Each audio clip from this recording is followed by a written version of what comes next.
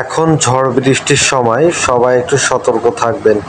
বজ্রপাতের কারণে অনাকাঙ্ক্ষিতভাবে অনেকেরই মৃত্যু ঘটে।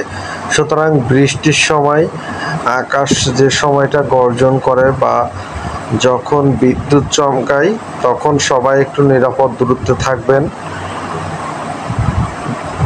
সতর্ক থাকবেন।